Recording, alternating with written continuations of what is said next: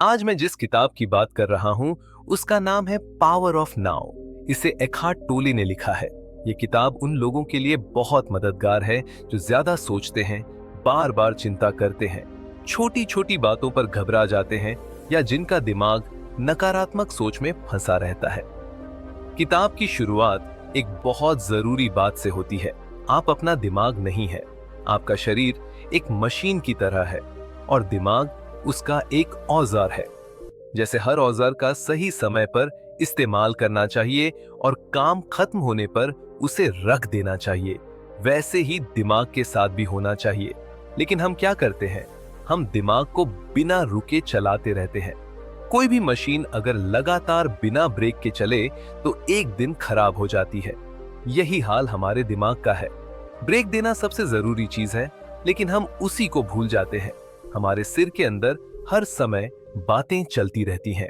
नौकरी नहीं मिली तो क्या होगा? बिल भरना भूल गया? अगर परीक्षा में फेल हो गया तो क्या होगा?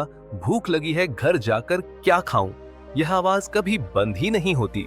लगातार सोचते रहना धीरे धीरे एक लत बन जाता है। लत वही होती है जिसे आप चाहकर भी रोक न पाए। जरा खुद से पूछिए, क्या आप अपने विचारों को अभी रोक सकते हैं? अगर नहीं तो समझ लीजिए कि यह एक आदत नहीं बल्कि एक गंभीर लत है। और यह लत अंदर ही अंदर आपको थका रही है, बीमार कर रही है। ज्यादातर तनाव, दुख और बेचैनी की जड़ यही जरूरत से ज्यादा सोचना है। क्योंकि हर कोई ऐसा ही कर रहा है, इसलिए हमें लगता है कि यह सामान्य है, लेकिन यह सामान्य नहीं है। अगर कोई आदमी सड़क पर जोर जोर से खुद से बातें करता दिखे तो हम उसे अजीब समझेंगे। फर्क सिर्फ इतना है कि हम अपने विचार जोर से नहीं बोलते, लेकिन अंदर वही सब चलता रहता है। जब सोच बहुत ज्यादा हो जाती है तो वह बेकार, घूम घूम कर आने वाली और नकारात्मक बन जाती है। तब औजार हमारे हाथ में नहीं रहता, बल्कि हम उसी के काबू में आ जाते हैं। लेखक कहते हैं कि इस चक्कर से बाहर आने का तरीका बहुत सीधा है। अपना ध्यान अभी के पल में लाओ। यही पल सच में आपके पास है। आप इसका अभ्यास छोटे छोटे कामों से कर सकते हैं। जैसे जब हाथ धो रहे हो तो महसूस करें कि पानी हाथों पर कैसे गिर रहा है। साबुन की खुशबू को पहचानें, पानी की आवाज सुने, तौलिए की नरमी को महसूस करें। शुरुआत में दिमाग बार बार भटकेगा, कभी पुरानी बात लाएगा, कभी आगे की चिंता। जब ऐसा हो तो उससे लड़ने की जरूरत नहीं है, बस उसे देखते रहिए। न गुस्सा करें, न खुद को गलत ठहराए। जैसे आप किसी और इंसान को चुपचाप देखते हैं, वैसे ही अपने दिमाग को देखें। लेखक इसे सोचने वाले को देखना कहते हैं। जब आप अपने विचारों को देखने लगते हैं तो धीरे धीरे समझ में आने लगता है कि आप विचार नहीं है, विचार अलग हैं और उन्हें देखने वाला आप अलग हैं। अभ्यास बढ़ने पर आप अपने दिमाग की चालों पर हंस भी पाएंगे, क्योंकि आपको साफ दिखेगा कि वह कैसे आपका ध्यान खींचने की कोशिश करता है।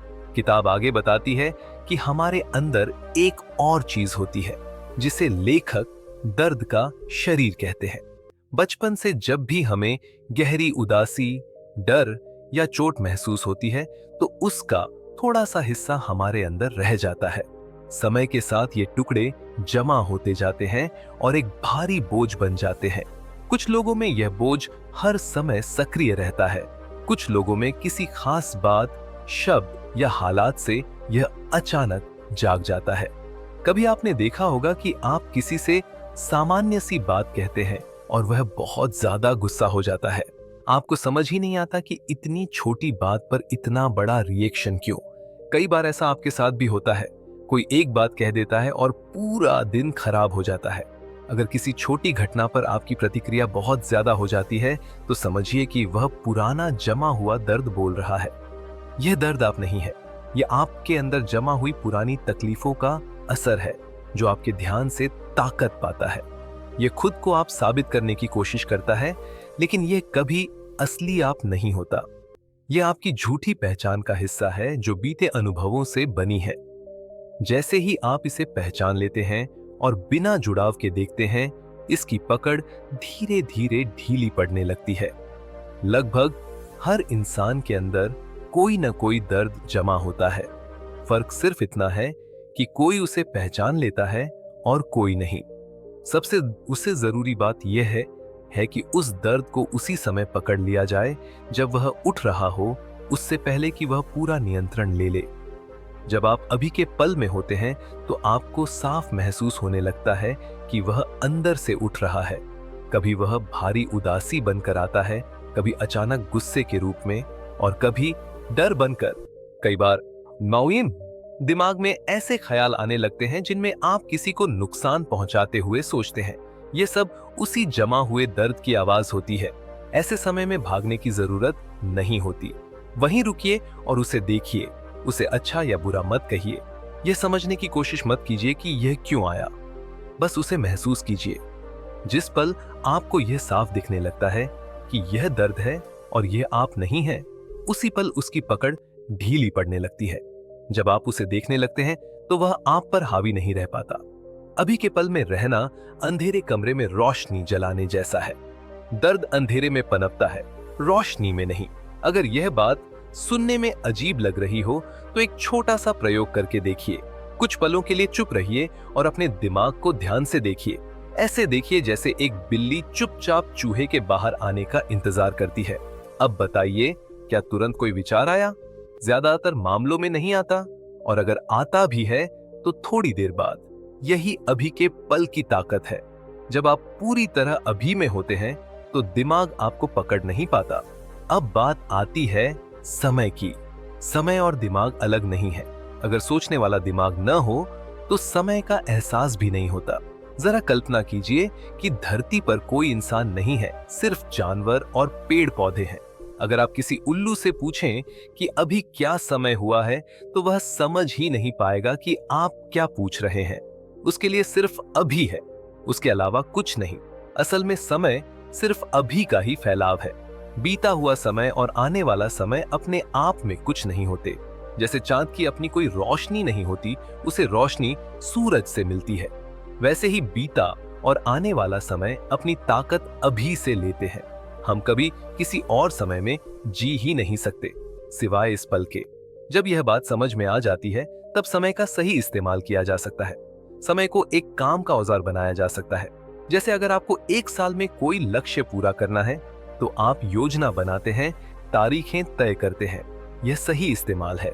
लेकिन अगर आप हर वक्त सिर्फ मंजिल के बारे में सोचते रहते हैं और अभी के पल को भूल जाते हैं तो आप दिमाग के बनाए समय में फंस जाते हैं।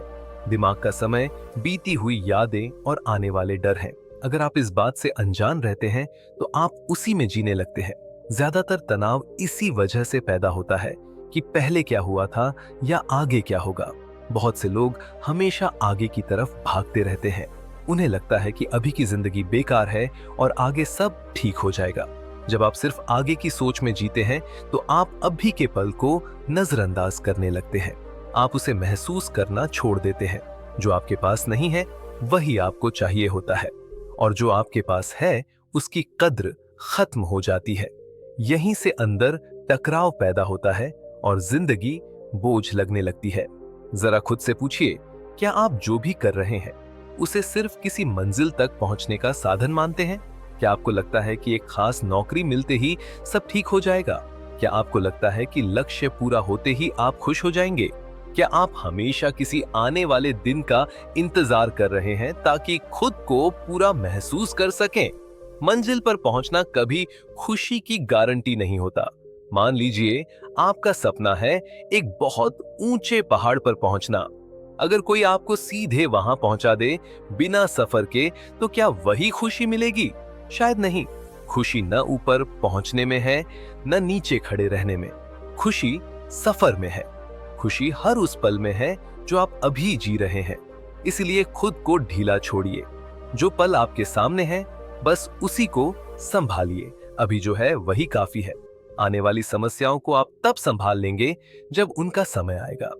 अभी उनका बोझ अपने सिर पर मत लीजिए। सबसे जरूरी बात यह है कि अपने दिमाग को अपने ऊपर हावी न होने दें।